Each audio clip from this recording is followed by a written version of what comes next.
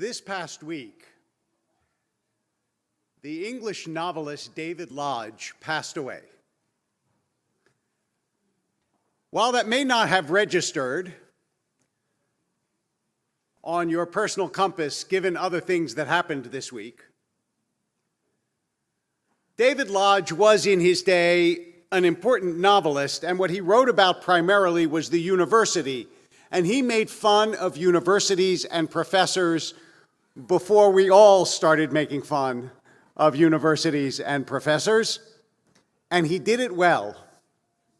His most famous book was called Changing Places. And in his university satires, he has a great scene that I never forgot about a bunch of English professors who gather together and play a game called humiliation. And the game humiliation is they each have to admit to something really important in English literature that they really never read.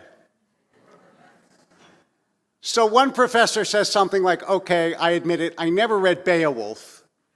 And they all make fun of the fact that he never read Beowulf. And this goes on, and finally one of them says, with the air of somebody who's clearly going to win, I never read Hamlet. And he wins. And then he loses his job.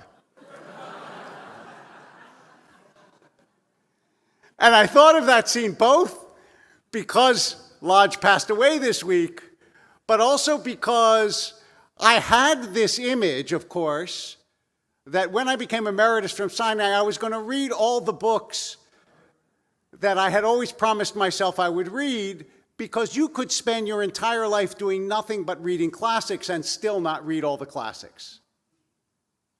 But this week, just by coincidence, I actually picked up a book that I had always promised myself I would read from the time I was in high school and everyone was reading it and I somehow didn't, and I finally did.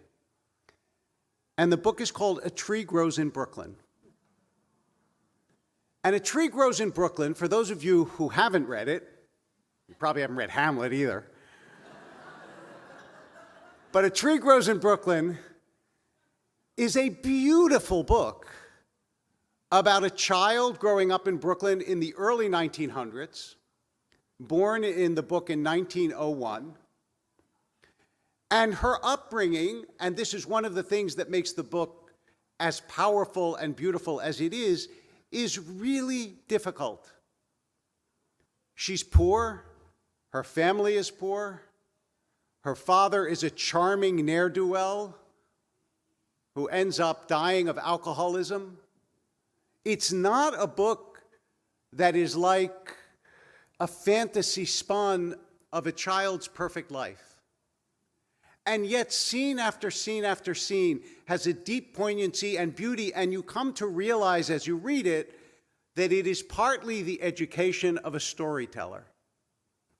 And in fact, I knew that for sure when at one point her grandmother says to her mother, the child must have a valuable thing which is called imagination. She must start out by believing in things not of this world. Then, when the world becomes too ugly for living in, the child can reach back and live in her imagination. I myself, even in this day and at my age, have great need of recalling the miraculous lives of the saints and the great miracles that have come to pass on earth. Only by having these things in mind can I live beyond what I have to live for. And I thought how beautiful it is to read that passage and that book on this week. First of all, that's what the Torah does for us. Too often we read the stories, but we don't really imagine them. But think for a moment of the scene of this week's Torah portion. There is Jacob, having lived a long and difficult life, dying far from home in the land of Egypt, surrounded by children who have had such a complicated and difficult and fraught history, and there he is, lying in bed, and what is his final act is to bless each of them.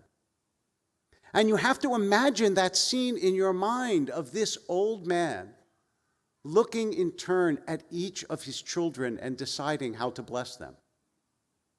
And what they say to him, because, according to at least one tradition, the Shema comes from this moment. Because he's worried, I have cherished this tradition and brought it with me for all these years, but are my children going to continue it? And they say to him, listen, Israel. Because, of course, his name is Israel. It's Jacob. The Lord our God.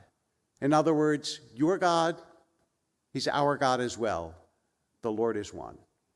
We will continue this tradition of monotheism. And when you think of that, it takes you in your mind to a different world, to a beautiful moment in the history of humanity that is ours if we learn anew how to imagine it.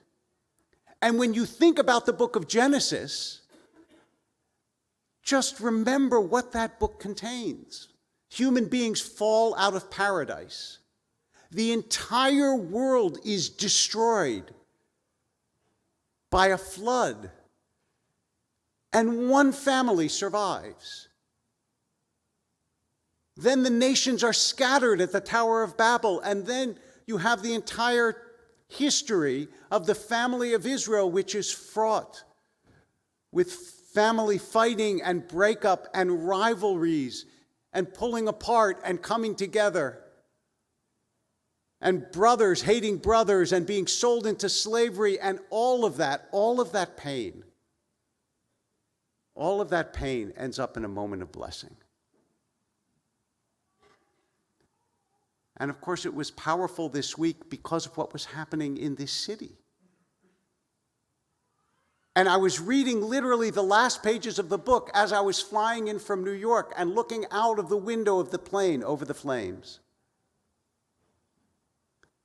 And in the last pages of the book, you discover the reason the book is called A Tree Grows in Brooklyn is because early on she sees this tree, and for her that is symbolic of her entire childhood.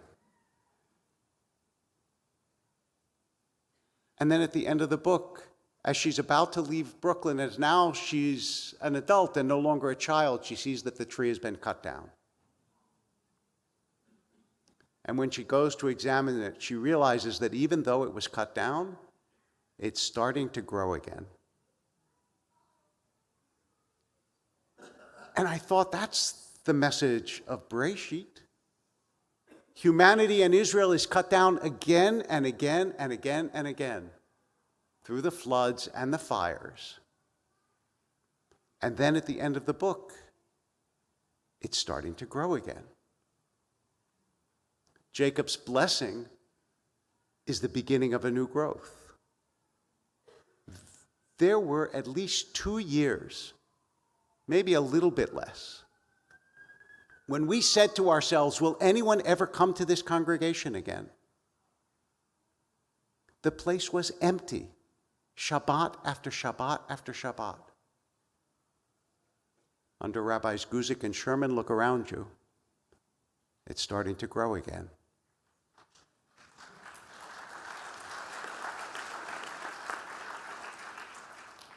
They ask you for a title for the sermon several days before you give it, and I was in the middle of the book, so I called the title of the sermon, A Tree Grows in Beverly Hills. Because that sense of renewal, that's who we are. We just celebrated Hanukkah. Remember, Hanukkah doesn't mean dedication, it means rededication. It means, yes, the temple was trashed, yes, it was discarded, but we will make it grow again. That is, I am sure, what will happen in this city. There will be time when we will have to give to pain and to grief. There will be recriminations and anger and mourning and sorrow and loss. But the tree regrows. The temple is rebuilt. And the hands of Jacob reach out across the generations, across time, across place, to bless us. for we will grow again. Shabbat Shalom.